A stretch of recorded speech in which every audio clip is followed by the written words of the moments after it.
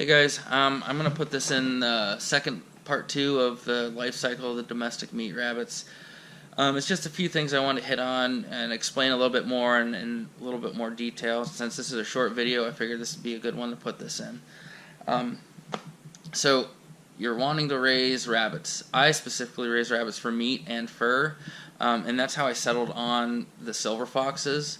Now you guys saw I have 2 other rabbits that are crosses, but mainly I raise silver foxes, and I'll tell you why I raise them. I raise them because, one, they were on the critically endangered rabbit breeds list put out by the ABRA.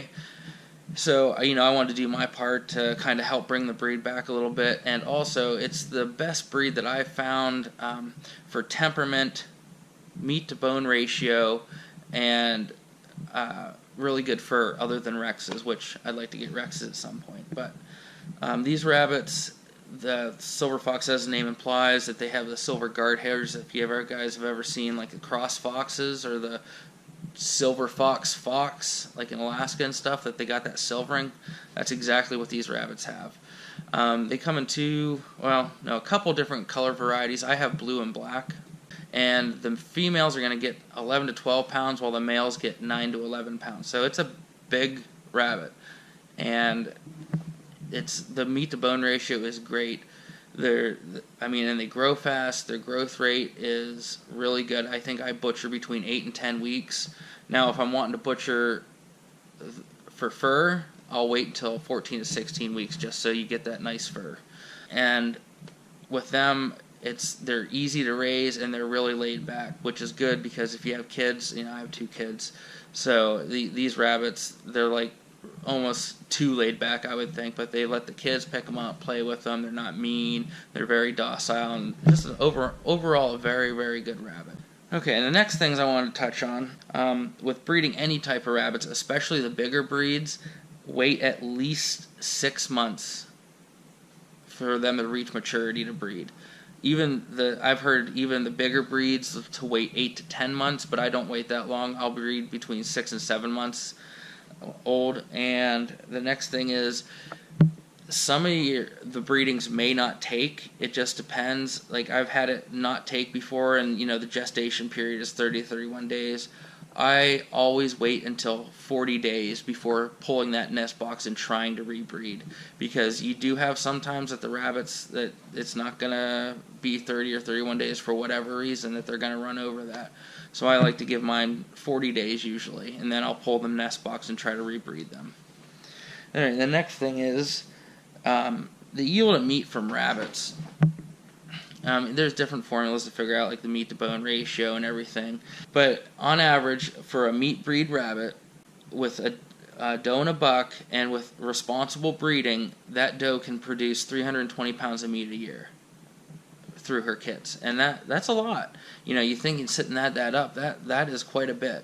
The benefits for raising rabbits, at least for me, I have a house and stuff. It's not mine. I haven't bought it yet. That is the plan at some point, but you can do this with minimal space. I have a friend who lives in an apartment complex that he has a buck and a doe, and he breeds and raises rabbits for meat in an apartment building. So it's a very friendly breed for small spaces. If you don't have the space to have a big farm, but you still want to try to get involved with raising your own meat and being somewhat self-sustainable, start with rabbits. They are fantastic for that.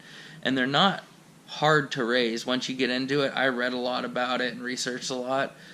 They're self-sufficient. Of course, you gotta feed them, and all that, but they're not like real time-consuming, which is great. And the next thing here, the breeds for meat. Really, any breed can be used as a meat rabbit. I've had many Rexes that I've used for meat just because I got them through somebody that was giving them away, that didn't want them anymore, and I butchered them and used them for meat. However, the most popular breeds for meat are going to be silver fox, Californians, New Zealands, Rexes, standard Rexes, not the mini Rex, standard Rexes, and like the chinchilla rabbits, and the bigger, bulkier breeds. Now, you got to be careful because Flemish Giants, I don't have any experience raising Flemish Giants, but their meat to bone ratio, their bones are very, very big, and the yield of meat from a Flemish Giant is not that great, just because their bones grow so big to support because they're such a big rabbit. And I've heard Flemish Giants take a long time to reach butcher weight and butcher age, and that's another thing I want to touch on. Like you heard me say, I butcher between 8 and 10 weeks.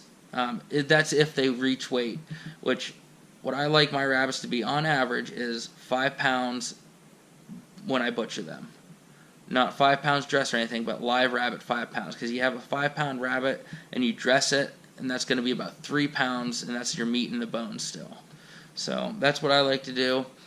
If you guys have any other questions or comments or ideas, or you want to give me some advice or maybe ask advice, let me know in the comments below.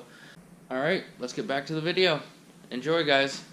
Remember, hit that subscribe button. Let me know if you have any questions or comments in the comment section below, and make sure you hit that subscribe button and hit the bell so you can stay up to date and be notified when there's a new video. Alright guys, thanks for watching. Today we're going to do how to palpate a rabbit when it's pregnant. You want to do this 10 to 14 days after breeding. Any longer than that, you run a risk of injuring the kits. So 10 to 14 days after they're bred to see if they're pregnant. And it's going to take a few times for you probably to get it right. It did for me. It took several tries of me not knowing what I was feeling for, and it just takes some practice. But once you get it, it's really simple. So I'm going to go grab my silver fox doe and be back with you. Okay guys, this is my silver fox doe, one of them. This is Cleo. It helps if your rabbit's calmer, which she is, and I have some does that aren't. But we're going to show you how to do this, or how I do it. So what you want first, solid steady surface for the rabbit. I just got this plywood board covered with an indoor-outdoor carpet. But you're going to set the rabbit there. Going to hold one hand up by the neck. See, not hard, just gently. And what you want to do, lift up the back end and just feel, because you're going to feel looking for little grape-sized balls in there. Now, you just run your hand, yep, back and forth, feeling for that. And like I said, it takes practice. You can lift the backside up a little bit, it helps.